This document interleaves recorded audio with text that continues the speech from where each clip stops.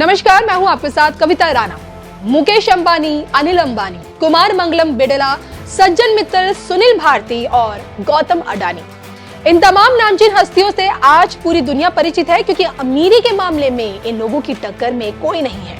लेकिन आज जब धन कुबेरों की यही टोली रामलला के प्रांगण में बैठी नजर आई, रामलला के आगे नतमस्तक होती हुई दिखी, अयोध्या में राममय होते हुए मिले, तो राम नाम की गूंज में चारों तरफ यही चर्चा होने लगी कि धन कुबेरों का गढ़ बन चुके अयोध्या से अब क्या धन वर्षा होने वाली है। सोने की चिड़िया कहा जाने वाला भारत अब क्या सोने का शेर बनने वाला है। रामलला के आते ही क्या राम राज्य में, भारत में धन वर्षा होने वाली है। और इन तमाम सवालों के जवाब राष्ट्रभक्त, विश्वविख्यात सुदर्शन चक्र ज्योतिषाचार्य श्री सनबेत्रा अशोका जी की दैवीय भविष्यवाणी में मिले। जी हाँ, रामलला की प्राण प्रतिष्ठा से पहले उन्होंने इस बात के संकेत दिए कि धन मलिका में जैसे ही रामलला की प्राण प्रतिष्ठा संपन्न होगी, अयोध्या में धन वर्षा शुरू हो जाएगी, जिसकी तस्वीर 22 जनवरी के दिन साफ देखने को मिली। और अब जब देखिए आस्था का केंद्र अयोध्या धन कुबेरों का गढ़ बन चुका है, तो ऐसे में क्या अयोध्या से होने वाली धन वर्षा भारत को सोने का शेर बनाकर रखेगी? इस पर धर्म ज्ञान से बात करते हुए श्री सनबेत्रा अशोका जी ने क्या कुछ कहा, सुनिए। इस वक्त एक मैं आपसे जानना चाहूंगी, क्योंकि अभी हम बात कर रहे थे धन मलिका योग को लेकर और अयोध्या में अब धन वर्षा होगी, आप इस बात के संकेत दे चुके हैं। और आज वो तस्वीर भी देखने को मिली जब अंबानी से लेकर तमाम उद्योगपति रामलला के प्रांगण में हमें नजर आए। और अब एक सोशल मीडिया पर एक सवाल ट्रेंड करने लगा है कि अयोध्या अब धन कुबेरों का गढ़ बन चुका है। तब धन मलिका योग में तो धन कुबेरों का गढ़ ही बनेगा। जी, इस टाइम सबसे हॉटेस्ट प्रॉपर्टी जो है वो अयोध्या की है। जी,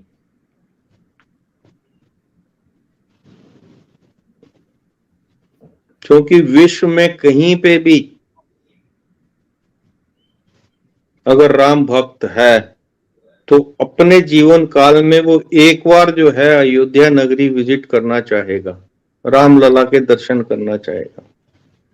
तो आप अंदाजा लगा लीजिएगा कि वर्ल्ड की पॉपुलेशन जो है 786 करोड़ के आसपास है, जिसमें जो वर्ल्ड की टॉप पॉपुलेटेड कंट्रीज हैं, चाइना के बाद इंडिया, और आने वाले टाइम में अगर इसी स्पीड से इंडिया चलता रहा तो चाइना को भी पॉपुलेशन में तो छोड़ ही देगा पीछे। अगर यहाँ पर जो है जनसंख्या अधिनियम कानून नहीं लाया गया तो ये सारी ग्रोथ जो है वहीं की वहीं, जिस स्पीड से आप देश को आगे बढ़ाएंगे उसी स्पीड से अगर पॉपुलेशन भी बढ़ रही है तो देश की ग्रोथ नील। जी,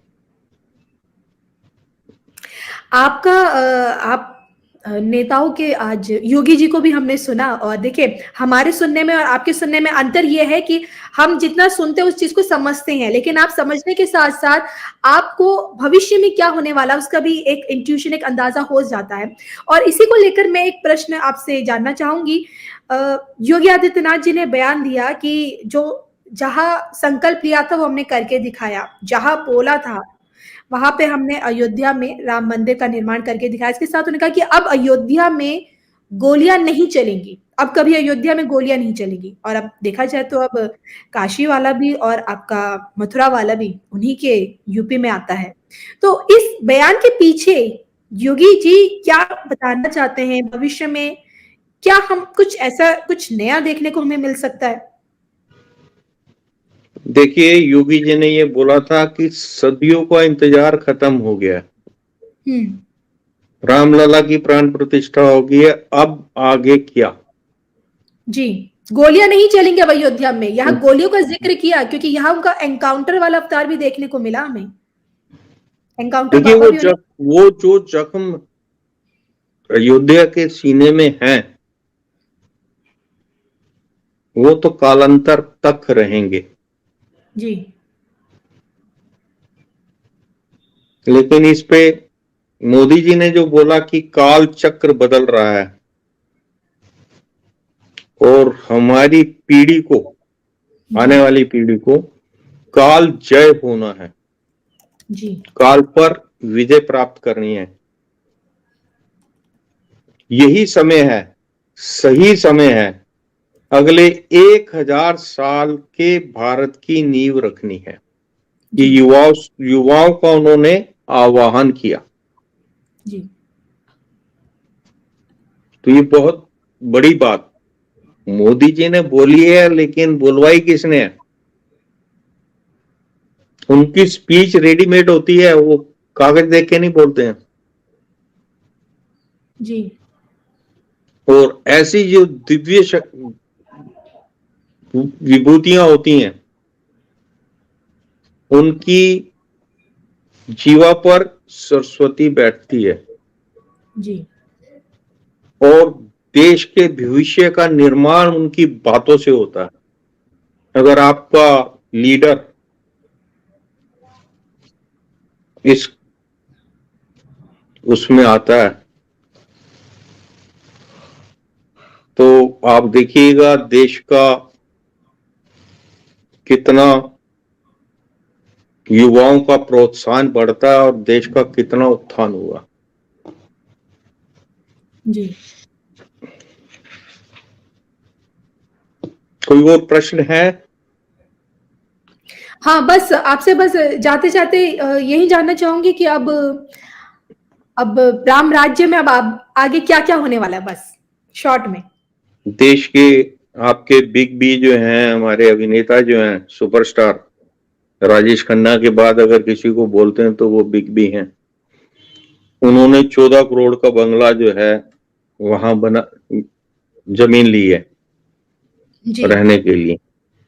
तो 14 करोड़ जिस सिटी में डाला जाता है, कोई गांव में तो डालता नहीं है।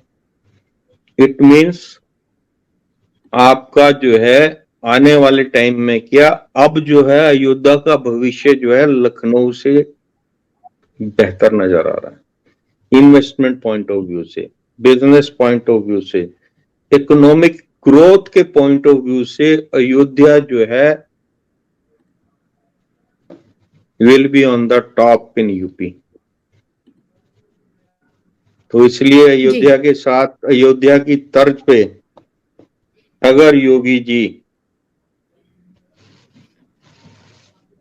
मथुरा वृंदावन का भी इसी तरीके से डेवलप करते हैं, और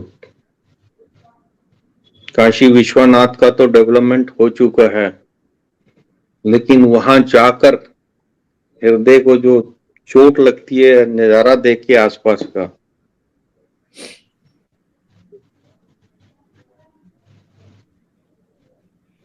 तो सांस्कृतिक धरोहर का पुनरुत्थान, उसको रीडेवलप करना, और वहां पर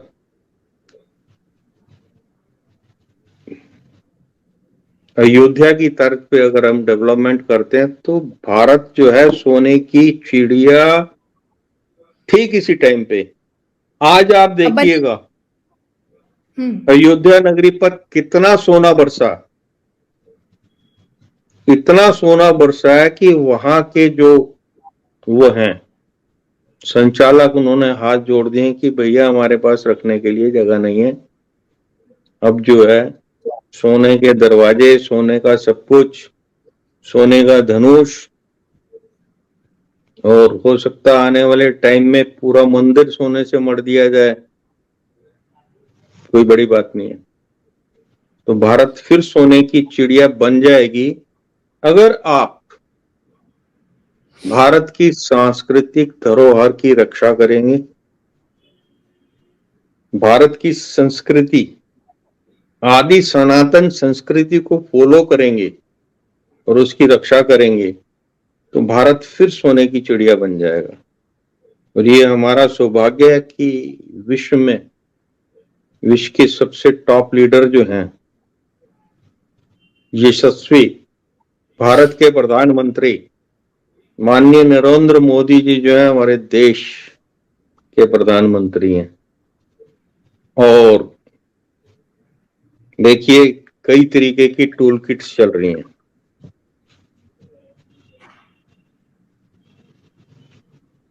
राम मंदिर की प्राण प्रतिष्ठा के ऊपर भी कितना बड़ा शगुफा उड़ाया गया।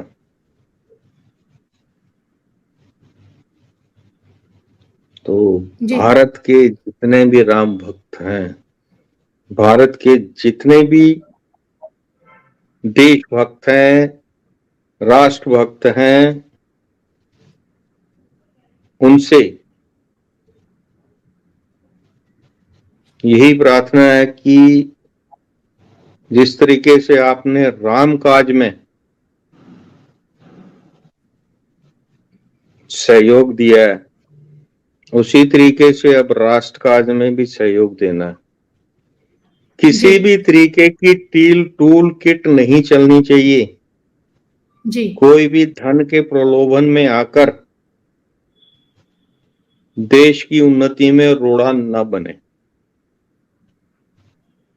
और जिन लोगों ने इस सुअवसर को ठुकराया है, उनको रोने के लिए कोना भी नहीं मिलेगा।